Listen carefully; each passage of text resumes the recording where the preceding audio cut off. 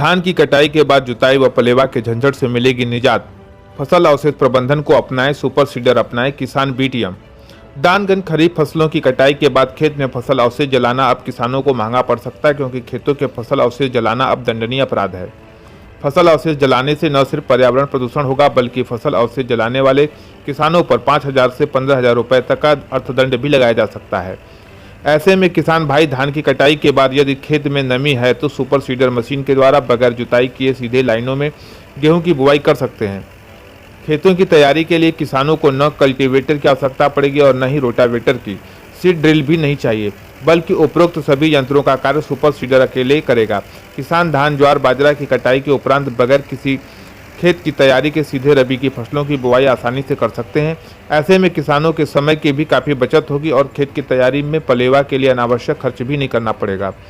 ऐसा ही चोलापुर में पहली बार हुआ सुपर सीडर मशीन का प्रयोग। चोलापुर विकासखंड में संभवतः पहली बार कृषि विभाग की ओर से कटारी गांव के प्रगतिशील किसान तेज बहादुर यादव के प्रदर्शन प्लॉट पर सुपर सीडर मशीन द्वारा गेहूं की लाइन सोइंग की गई। चोलापुर के खंड तकनीक प्रबंधन ने बताया कि आत्मा योजना अंतर्गत स्थापित फार्म स्कूल पर बुधवार को कृषि विभाग की ओर से 1 हेक्टेयर क्षेत्रफल में सुपर सीडर मशीन से गेहूं की बुआई कराई गई। बताया कि उप कृषि निदेशक अखिल कुमार सिंह के आदेशानुसार फार्म स्कूल पर सुपर सीडर मशीन से गेहूं की साइनिंग कराई गई है। सुपर सीडर मशीन के प्रयोग से फसल अवशेषों को उचित प्रबंधन के साथ ही किसान के समय का वह बीज सदुपयोग होता है और लागत में भी कमी आती है। इस दौरान प्रदर्शन प्लांट पर नमामि गंगे योजना के प्रोजेक्ट हेड स्वामी शरण कुशवाहा, खंड तकनीकी प्रबंधक के साथ सहायक तकनीकी प्रबंधक ओम प्रकाश गुप्ता व पंकज भास्कर, तेज बहादुर यादव उपस्थित रहे। आइए देखते हैं वाराणसी से आनंद रत्न उपाध्याय की रिपोर्ट।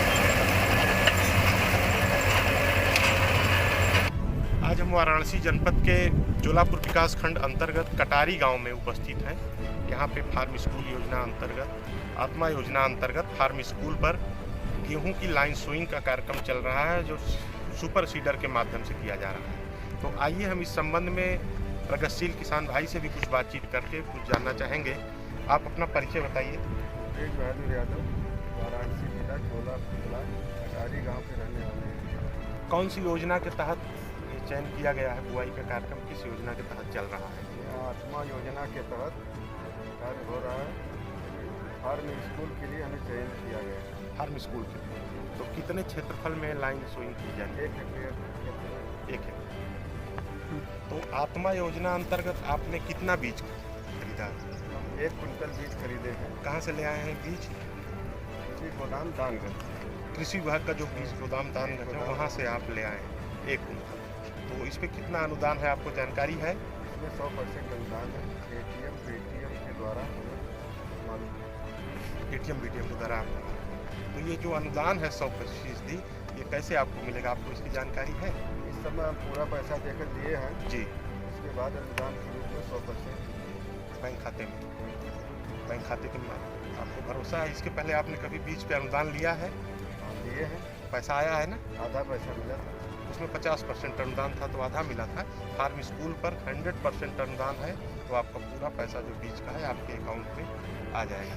हमारे साथ देखिए ये ओम प्रकाश गुप्ता जी, जो चोलापुर विकास खंड में सहायक तकनीकी प्रबंधक पद पर हैं, और उनके बगल में पंकज भास्कर जी, जो सहायक तकनीकी प्रबंधक चोलापुर के हैं। साथ में हमारे किसान भाई जो अभी तक जानकारी दे रहे थे आत्मा योजना के बारे में। आपने पूरी बात बताई, अच्छे ढंग से आपने बात किया, इसके लिए तेज बहादुर जी बहुत बहुत धन्यवाद आपका।